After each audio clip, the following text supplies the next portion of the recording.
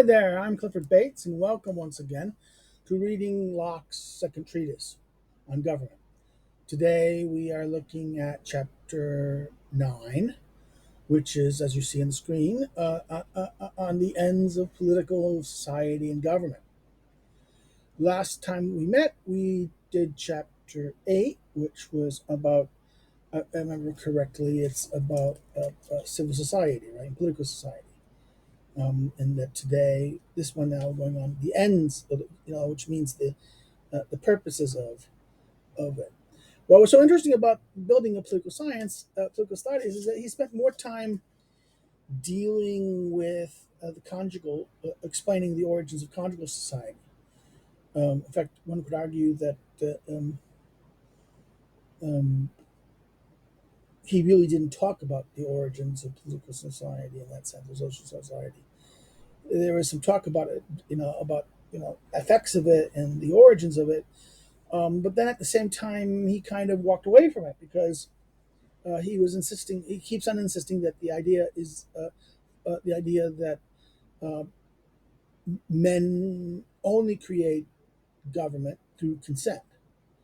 Therefore, the creation of political society is only through consent. And that even things that we don't think were consent, right? That's the whole gist of what he does. And then he then kind of makes a lot of effort trying to um, um, uh, uh, uh, basically assert that even if you want to argue from absolute monarchy, absolute rule, what ends up happening is that kind of rule ends up being not political society, but rather the equivalent of the state of nature, and not even not only his state of nature, but almost kind of like the Hobbesian war of all against all, a state of war and that. So therefore, that long chapter. Remember that the last chapter was the second longest chapter of the two treatises. Um, we now lead us to the question of, is the second longest? I want to make sure. I want to. My memory. I'm getting old and senile. Yeah, it's the second largest. The first again will be the last chapter. Okay. Um, therefore, what we get here is the kind of like the end of the purpose of government, which again he kind of hinted at, which is security property, right? This is he's going to do this. So the ends of political society and government, right? So let's turn to it. Section 123.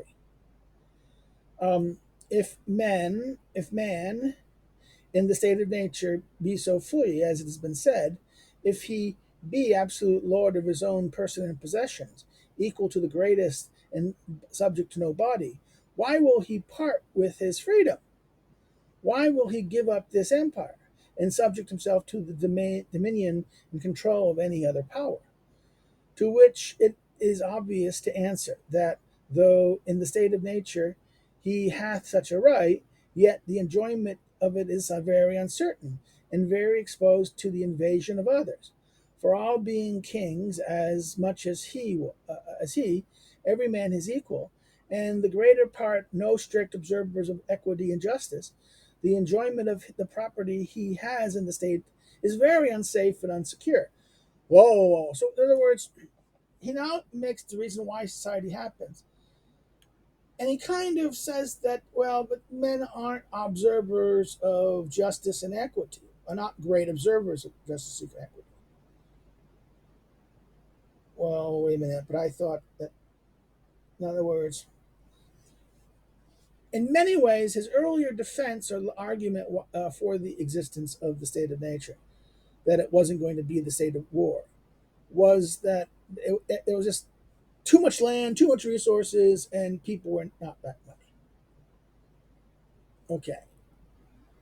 Okay. And only when there's a lot of people, but there's not going to be a lot of people because in this early state, there's not going to be some big development, right? That seems to be, at one sense, the logic of his situation. But now here he says, no, the opposite. He seems to be saying that, well, even in that state of nature, yes, you have these rights, but it's left to self help. and you're left on your own, and you know, you know, this isolation is not makes you secure. It doesn't allow you security, right? Isn't that Hobbes's point? I mean, Hobbes is that this is what leads us to be in the state of fear, the fear of violent death, and the fears that we are by ourselves. We're not powerful enough or secure enough to be able to secure and enjoy the things we want, the things that we desire, and particularly our lives and our security. So this making him willing to quit a condition which, however free, is full of fears and continual dangers. That's right. Again, this is the state of nature becomes more and more Hobbesian, right? And it is not without reason that he seeks out and is willing to join in society with others who are already united or have been mind to unite for the mutual preservation of their lives, their liberties, and their estates, which I call by the name of property. So their estates. In other words, this is their land, the places that they live to provide their sustenance. This is called property. 124. The great and chief end, therefore, of men uniting into commonwealths and putting themselves under government is the preservation of their property.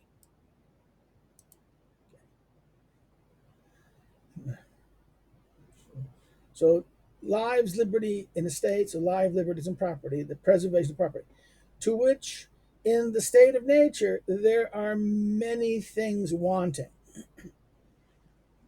First, there is a want of there wants an established and settled known law, received and allowed by common consent to be the standard of right and wrong, and the common measure to all controversy, to decide all controversies between them.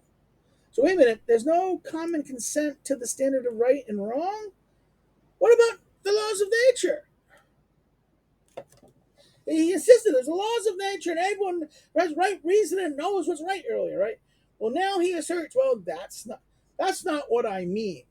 So wait a minute. So that the right of nature, the laws of nature aren't really a set of laws received and allowed by common consent to be the standard of right and wrong? Contradiction. And the common measure to want all controversies between them. So there's no executive, right? He admits before there's no common judge or no common executive, that everyone, the executive and the judge, is each man to himself, right? So therefore, for though the laws of nature be plain and intelligible to all rational creatures, yet men, being biased by their interest, as well as ignorant for of study of it, are not apt to allow it, not to allow of it as a law binding them in its application of it to their particular causes. Whoa! So right here, he just undermined his earlier argument. He monkey wrenched the earlier argument about the state of nature and why it isn't the state of war, why it isn't simply this state of war. Okay, we see therefore the earlier argument was merely designed to say how different I am from Hobbes, but here he reveals himself not to be as different from Hobbes. Okay. 125. Secondly, in the state of nature, there wants a known and indifferent judge with authority to determine all the differences according to the established law. For everyone that is in that state, being both judge and executioner of the law of nature, men being partial to themselves, passions and revenge is very apt to carry them too far, and with too much heat in their own causes, as well as negligence and unconcernedness, to make them too remiss in other men's interests. In other words, too negligent regarding it and unconcerned with to make them remiss regarding the interest of other men. Okay. Ooh.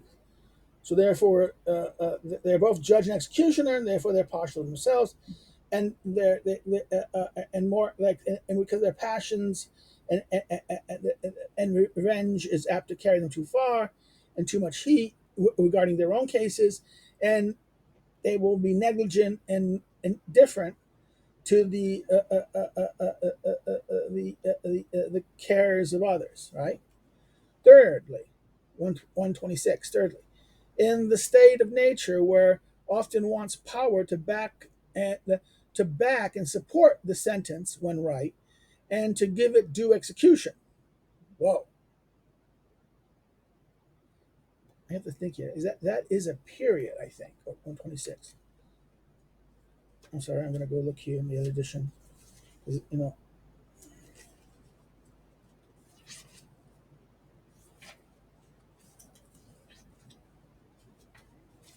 sorry.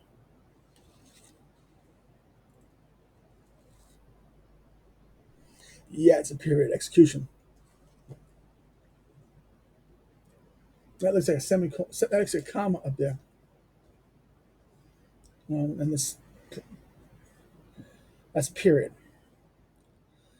When give it its due execution. So therefore, what is saying that in state of nature or self help, you might not have the necessary power to deliver the sentence, right? They who by any injustice are offended will seldom fail where they are able to force to by force to make good their injustice. Such resistance such resistance may times make the punishment dangerous and frequently destructive to those who attempt it. In other words, you might not have the power to deliver what you need to do to self help. You might not have in other words, in the state of nature, in your attempt, if someone harms you, you may not have the necessary ability or power to punish the wrongdoer. And that when you try to punish the wrongdoer, you may not, you might have that, you might not be able to do it. It's too much risk. Okay. It's 127 section. Thus, mankind, notwithstanding all the privileges of the state of nature, but being in an ill condition while they remain in it, are quickly driven to society. Well, so therefore, the condition is not suitable for man. Man can't. It's not insufficient. In other words, man doesn't have the power. He's in this again. This is again this.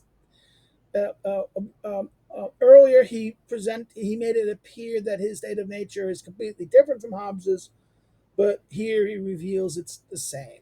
Okay, or rather close or identical. So, not necessarily identical, but maybe highly more similar than before. Hence, it comes to pass that we seldom find any number of men live any time together in this state, this condition. That's why you don't.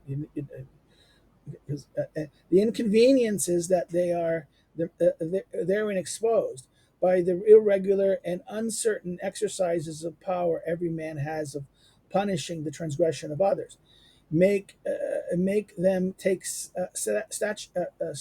sanctuary under the established laws of government, and therein seek the preservation of their property. It is this. It is this. It is this makes them so. It is this that should be that there, but it is this makes them so willingly give up uh, uh, every one his single power of punishing, to be exercised by such alone as shall be appointed to amongst them, and uh, by such rules as the community or those authorized by them to that purpose shall agree on. As was right. In other words, given that situation, and in this we have the original right and rise of both the legislative and executive power, as well as of the government and societies themselves. So, in other words, the reason why you have the creation of an executive and the legislative power is to legislative to make the rules, and the judicial power, the executive power to enforce them. Right? Why? Because individually we don't. I mean, we have that power in their nature. Every man is their own legislator and executive. but the problem is that we don't have enough power. Therefore, we want. Therefore, we create society and government in order to secure and deliver what we ourselves cannot deliver. Okay, again, that's Leviathan. That is Leviathan, right out of Leviathan in a sense. 128. For in the state of nature to omit the liberty, for in the state of nature to omit the liberty he has of innocent delights, a man has two powers.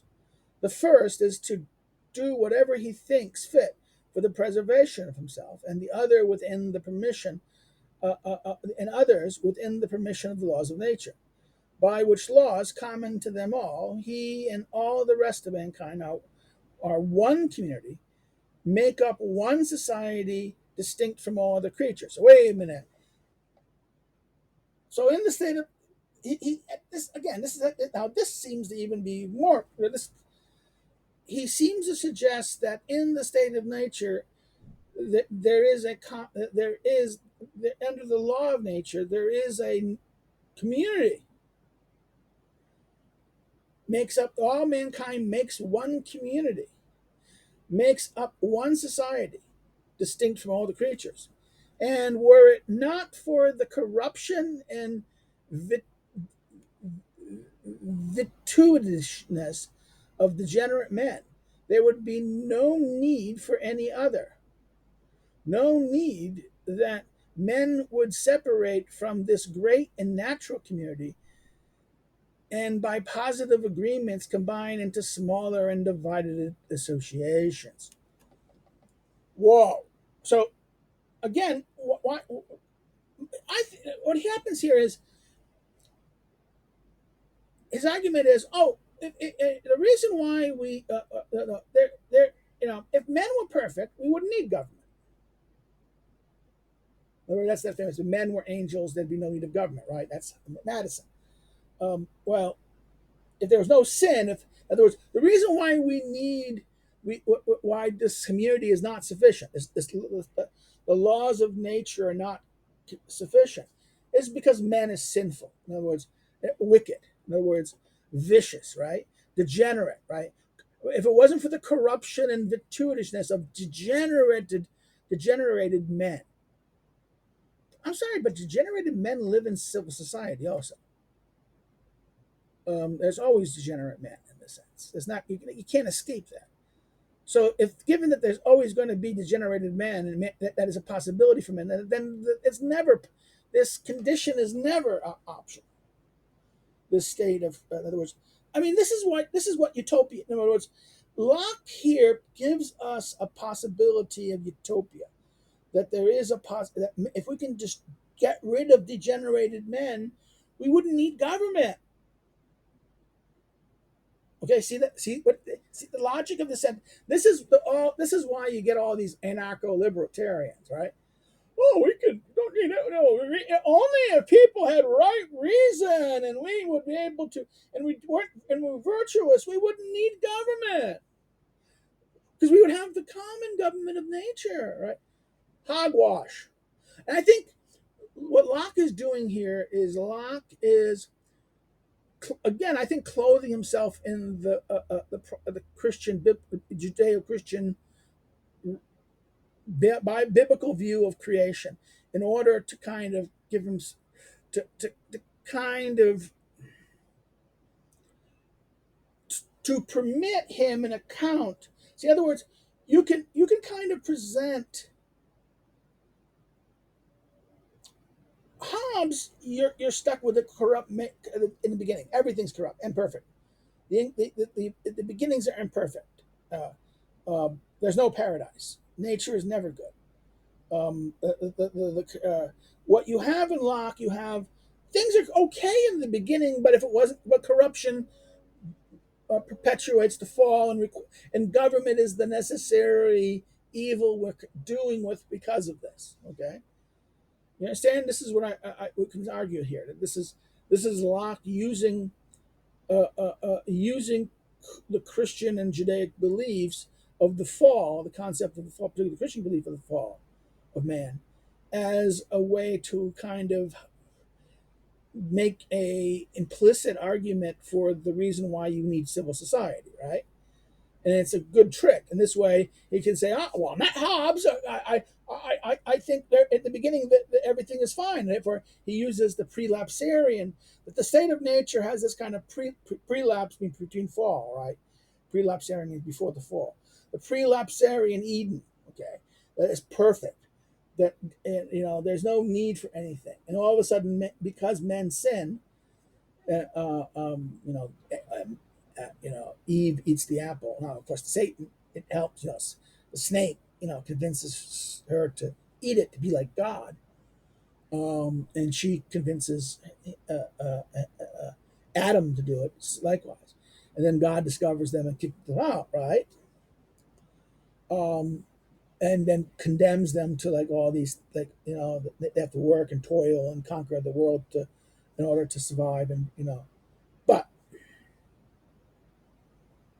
regardless. Now, in other words, that's the biblical account. Therefore, what I you don't see Hobbes starts out with this imperfect beginning that human beings are in this that human beings are perfectly free, but this freedom automatically gives them an unlimited will to what they want, and this will automatically put them in conflict with each other, and that this will automatically put them in conflict with each other, and that therefore this conflict will be a situation of war against all, and then out of this, a man will be in constant fear of their safety and security, and to escape that, and that the psychology of this is unacceptable. I gotta escape it, and therefore I build society to escape it, right? And society gives us peace and security, and then therefore that's why it's a good that preserves things like this, like this. And if you look at his discussion on property and how natural that man-made industry, man-made labor, and man-made industriousness produces far more benefit for man than nature does. Right? That, go back in chapter 5 to see that. Um, you get the whole count of what's happened here, right? So you get the beginning of this paragraph here is kind of odd in that sense, but I think it's done because he's kind of trying to fit himself within this Christian narrative in that sense, right? The other power that man has in the state of nature is the power to punish crime committed against that law, but these he gives up when he joins in a private, if we may call it so, a particular politic society, and incorporates into any commonwealth separate from the rest of mankind. Okay, so therefore he gives up. While in the state of nature, where everyone is the community of all mankind, every man is the judge, and every man is um, the enforcer of the individual law, and everyone knows what it is. Now, earlier he kind of underdid that, right? But here he asserts it again. So there's a kind of weird kind of inconsistency in Locke's argument here, right? It's not perfectly consistent. People say, but it is perfectly consistent. No, it's not perfectly consistent. Um, so, other powers of man, as they punished against, both of these he gives up when he joins in private. He becomes a private person in that thing, if I may call it, so call it, or the particular politic society, and incorporates into any commonwealth and separates from the rest of mankind. The first 129, the first power, viz., doing whatever he thought for his preservation for himself, and the rest of mankind, he gives up to be regulated by laws made by the society, so far forth as the preservation of himself and the rest of society require, which laws of the society in many things confine the liberty he had by the laws of nature. In other words, so okay, in the law of nature, you have the right to what? To preserve yourself and to preserve mankind. Do what you need to do that, but every man alone is left to do that. In society, what happens is you surrender that ability to make those decisions individually and give it to the collective the Commonwealth collectively to determine those issues in that sense. What is legitimate? What is required for this? In other words, and that if he surrenders what he had in nature for for things that he was unable to achieve on his own in nature, right? That's the logic of that. And then 130, secondly, the power of punishing he wholly gives up and engages his natural force, which he might be, as he might before employ in the execution of the law of nature, by his own a single authority as he thought fit, to assist the executive power of the society as the laws thereby shall require. In other words, for being now in a new state where he is to enjoy many conveniences from from the labor, assistance, and society of others of the same community, as well as the protection of the whole strength he is part of, also as much as to his natural liberty, in providing for himself as good prosperity and safety of the society shall require, which is not only necessary but just, since the other members of the society do likewise, do similar, do likewise, do the like. In other words, everyone does this, and then therefore you have to do something. You need to do something to ensure the safety of the whole, because other members are doing likewise. Okay, so you surrender. In other words, that he is the part also with as much of his natural liberty, not give away totally. In other words, but he's the part with in providing for himself as the goods, properties, and safeties of the society shall require. In other words, he has to give a limit of something of his to for the sake of the society being possible, and that in other words, he has to surrender part of his natural liberty in order to secure the safety and ability of the good prosperity and safety of the society, because all the members are doing this, okay? Because that is also providing your security and everyone else's security and safety, right? And the possibility of prosperity. 131.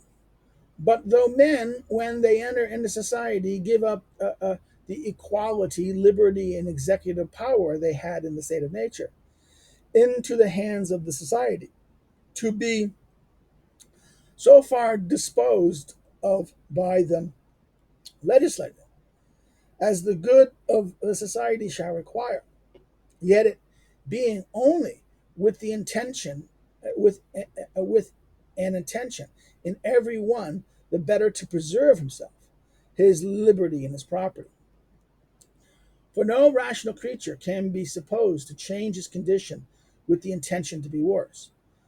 So therefore, the power of the society, or the legislative constituted by them, can never be supposed to extend farther than the common good, but is obliged to secure every one's property by providing against those three deficits mentioned above, made by the state of nature, so unsafe and uneasy. So remember the three deficits of that that we mentioned earlier, right? Three deficits. What were the three deficits? Let's go back for a second. What were the three deficits?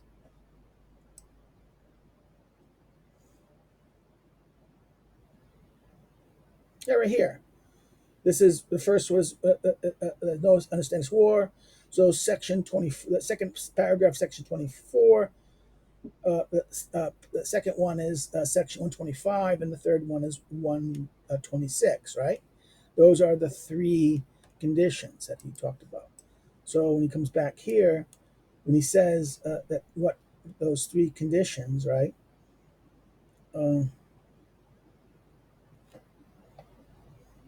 Those three deficits mentioned above that made the state of nature so unsafe and uneasy. And so, whoever has the legislative and supreme power of any commonwealth is bound to govern it by established standing laws.